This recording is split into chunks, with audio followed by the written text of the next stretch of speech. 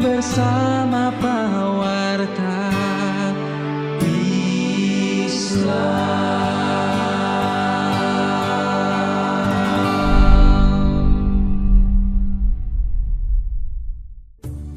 Assalamualaikum warahmatullahi wabarakatuh.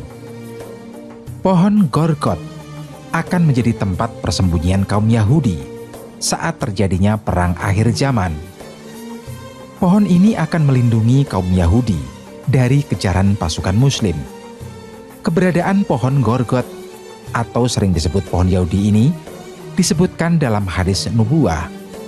Meskipun pada zaman Nabi, pohon ini hanya sebuah kisah saja. Namun keberadaannya saat ini banyak dikembangkan.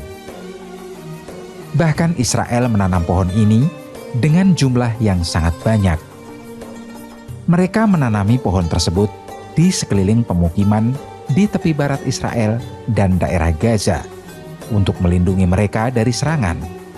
Pohon tersebut juga ditanam di gerbang Herodus.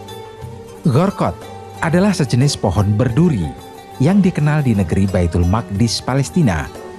Ada pula yang mengatakan bahwa pohon itu sebenarnya bukanlah sebuah pohon, tetapi semak-semak yang bisa ditemukan di luar gerbang Jaffa, Yerusalem. Dahulu, komunitas Yahudi selalu dikucilkan dan dimusuhi oleh bangsa-bangsa di seluruh dunia. Bahkan Hitler, seorang pemimpin Jerman, pernah mengincarnya, sehingga tidak ada tempat singgah bagi mereka. Nazi mendefinisikan Yahudi sebagai suatu ras dan mengklasifikasikan kaum Yahudi sebagai musuh utama. Dengan anggapan bahwa agama Yahudi tidak relevan, Nazi mengaitkan berbagai macam stereotip negatif tentang orang Yahudi dan perilaku Yahudi. Dengan warisan biologis permanen yang mendorong ras Yahudi, sebagaimana ras lainnya, berjuang untuk bertahan hidup. Namun keberadaan mereka selalu dilindungi oleh umat Islam yang selalu menjaga keamanannya. Hal ini sesuai dengan firman Allah dalam Al-Quran, dan jika di antara kaum musyrikin ada orang yang meminta perlindungan kepadamu, maka lindungilah agar ia dapat mendengar firman Allah. Kemudian antarkanlah ia ke tempat yang aman baginya. Demikian itu karena sungguh mereka adalah kaum yang tidak mengetahui. Quran Surat At-Taubah ayat 6. Yahudi mengaku sangat yakin akan bisa mengalahkan seluruh umat manusia, khususnya umat Islam, dan menjadi pemimpin dunia. Di sisi lain, mereka juga berlomba-lomba menanami tanah Palestina yang mereka duduki secara tidak sah dengan pohon Gorgot. Melihat ulah para Zionis Yahudi, maka ini menjelaskan kepada kita bahwa kaum Yahudi itu sesungguhnya memahami hakikat hari akhir, di mana mereka akan dikejar-kejar oleh umat Islam, dan hanya pohon Gorgotlah satu-satunya tempat yang dapat dipakai untuk tempat persembunyian mereka. Kisah tentang pohon Gorgot ini sudah termaktub dalam hadis yang diriwayatkan dari Abu Hurairah radhiyallahu an. Rasulullah Shallallahu alaihi wasallam bersabda, "Kiamat tidak akan terjadi sehingga kaum muslimin memerangi Yahudi. Lalu kaum muslimin akan membunuh mereka sampai-sampai setiap orang Yahudi bersembunyi di balik batu dan pohon. Tetapi batu dan pohon itu berkata, 'Wahai muslim, wahai hamba Allah, ini ada orang Yahudi di belakangku, kemarilah dan bunuhlah dia, kecuali pohon Gorgot karena ia adalah pohon Yahudi.'" HR Al-Bukhari, Muslim. Dalam hadis itu dijelaskan bahwa salah satu tanda kiamat adalah terjadinya peperangan hebat antara kaum Muslim dan kaum Yahudi atau pasukan Dajjal. Diceritakan dalam riwayat, saat itu kaum Yahudi akan lari ketakutan, kemudian mencari tempat persembunyian di balik batu, pohon-pohon besar. Namun semua benda-benda dan makhluk hidup Allah itu akan berbicara memberitahukan keadaan mereka. Akan tetapi, hanya ada satu pohon, yaitu Gorgot, yang akan tetap diam ketika ada umat Yahudi bersembunyi di balik batangnya, sehingga umat Muslim tidak mengetahui keberadaannya. Ada juga yang meriwayatkan bahwa yang berbicara adalah batu, seperti tertulis dalam hadis riwayat Bukhari berikut. Abu Umar radhiyallahu an meriwayatkan Rasulullah Shallallahu alaihi wasallam bersabda, Bangsa Yahudi nanti akan berperang melawan kalian, dan kalian akan mengalahkan mereka, sampai batu pun akan berkata, "Wahai Muslim, di belakangku ada orang Yahudi, bunuhlah dia." Pohon yang memiliki sebutan pohon Yahudi ini terdapat ciri-ciri tekstur yang terbilang sangat keras dan berduri. Tingginya mulai dari 1 hingga 2 meter, dan di dalam batangnya terdapat kandungan racun. Bentuk daunnya menyerupai sendok kecil, seperti tanaman pada umumnya.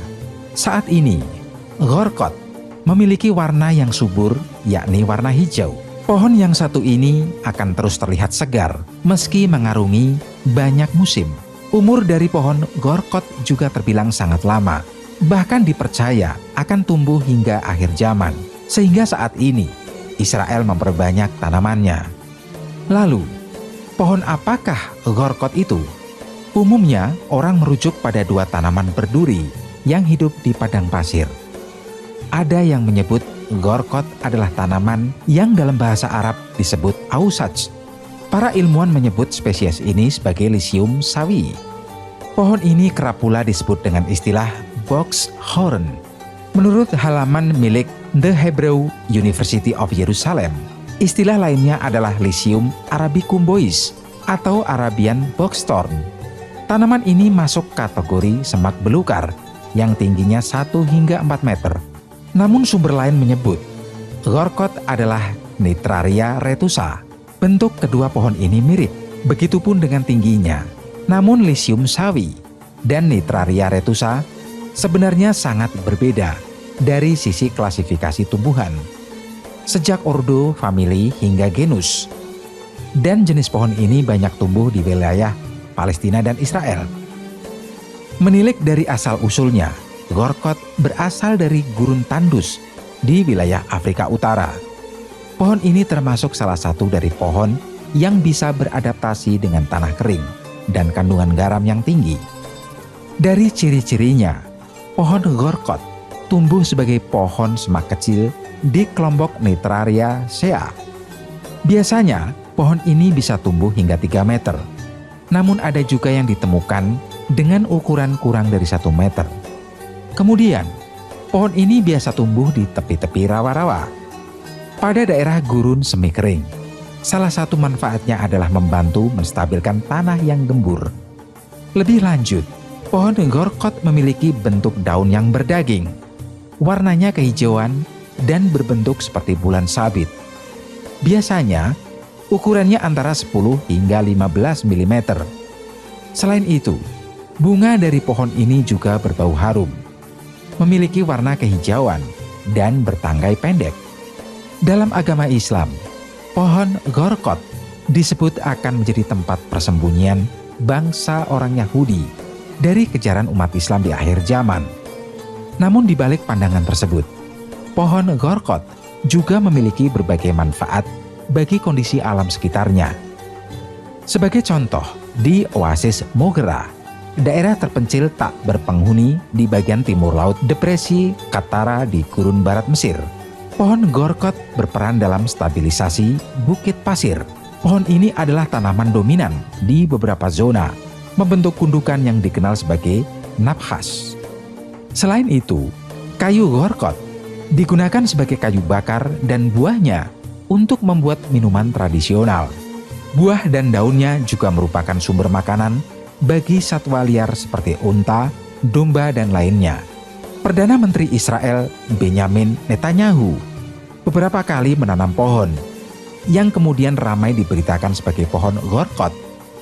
Antara lain penanaman pohon pada Februari 1999 lalu. Juga penanaman pohon di beberapa tempat lainnya, di beberapa pemukiman di wilayah pendudukan Israel yang disponsori oleh Jewish National Fund (JNF). Tidak diketahui secara pasti kapan kaum Zionis Israel menanami tanah Palestina dengan pohon gorkot. Hanya saja melalui website Jewish National Fund di bagian JNF Store Trees for Israel Certificate disebutkan bahwa di tanah Palestina telah ditanami sebanyak 220 juta batang pohon gorkot. Uniknya, Dengan serius dan profesional, kaum Zionis juga mengiklankan di dalam situs tersebut bahwa siapa saja bisa membeli pohon Gorkot secara online dan kemudian menyumbangkannya ke Israel untuk ditanami di tanah Palestina. Harga sebatang pohon tersebut sebesar $18 dan barang siapa yang membeli 3 batang seharga $36 akan mendapat 1 batang gratis.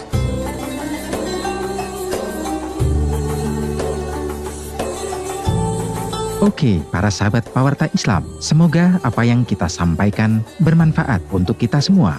Jangan lupa subscribe, like, dan komen. Wassalamualaikum warahmatullahi wabarakatuh.